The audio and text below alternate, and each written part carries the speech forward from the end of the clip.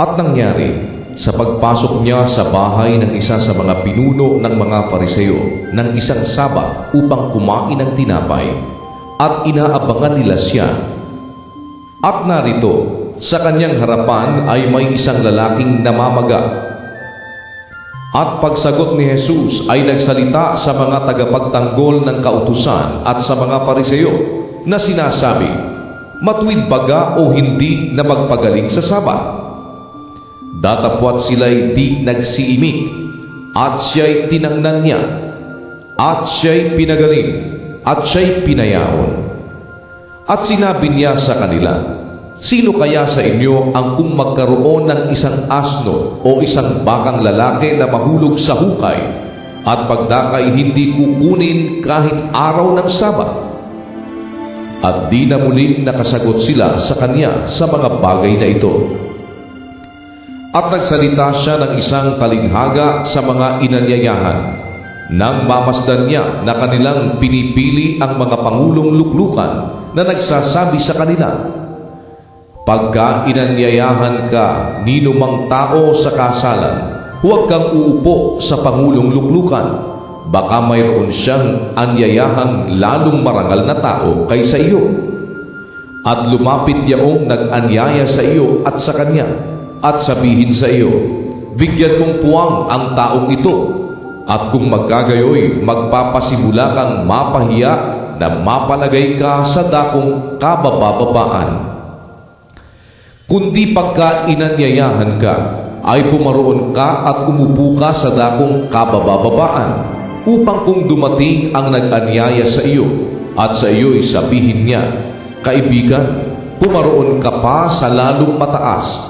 Kung magkagayoy, magkakaroon ka ng kaluwalhatian sa harap ng lahat ng mga kasalo mong nakakaupo sa dulang. Sapagkat ang bawat nagmamataas ay mabababa, at ang nagpapakababa ay matataas."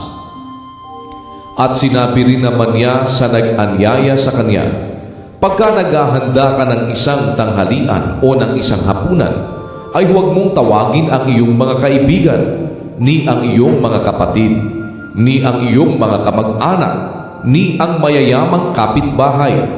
Baka ikaw naman ang kanilang muling anyayahan at gantihan ka.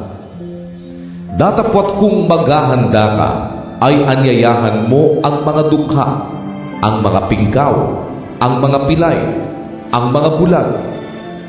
At magiging mapalad ka, sapagkat wala silang sukat ikaganti sa iyo, sapagkat gagantihin sa iyo sa pagkabuhay na mag-uli ng mga ganap." At nang marinig ito ng isa sa nangakaupong kasalo niya sa dulang, ay sinabi sa kanya, "Mapalad ang kakain ng tinapay sa kaharian ng Diyos." Datapwat sinabi niya sa kanya, "May isang naghanda ng isang malaking hapunan, at marami siyang inanyayahan.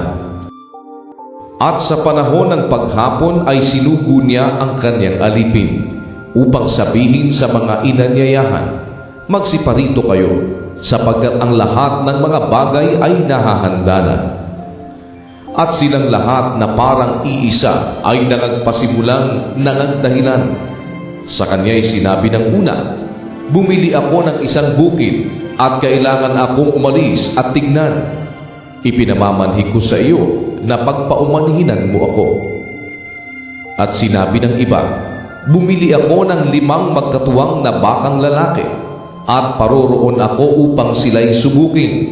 Ipinamamanhik ko sa iyo na pagpaumanhinan mo ako." At sinabi ng iba, "Bago akong kasal, at kaya nga hindi ako makaparoroon." At dumating ang alipin at isinaysay ang mga bagay na ito sa kanyang Panginoon. Nang magkagayon, sa galit ng puno ng sambahayan, ay sinabi sa kanyang alipin, "Pumaroon kang madali sa mga lansangan at sa mga daang makikipot ng bayan, at dalhin mo rito ang mga dukha, at ang mga pingkaw, at ang mga bulag, at ang mga pilay." At sinabi ng alipin, "Panginoon, nagawa na ang ipinag-utos mo, at gayon may maluwag pa." At sinabi ng Panginoon sa alipin, pumaroon ka sa mga daan at sa mga bakuran at pilitin mo silang magsipasok upang mapuno ang aking bahay. Sapagkat sinasabi ko sa inyo na alinman sa mga taong inanyayahan ay hindi makatitikim ng aking hapunan. Nagsisama nga sa kanya ang lubhang maraming tao, at siya'y lumingon at sa kanila'y sinabi, kung ang sino mang tao'y pumaparito sa akin at hindi napopuot sa kanyang sariling ama at ina at asawang babae at mga anak at mga kapatid na lalaki at mga kapatid na babae, oo, at pati sa kanyang sariling buhay man, ay hindi siya maaaring maging alagad ko. Sino mang hindi nagdadala ng kanyang sariling krus at sumusunod sa akin ay hindi maaaring maging alagad ko.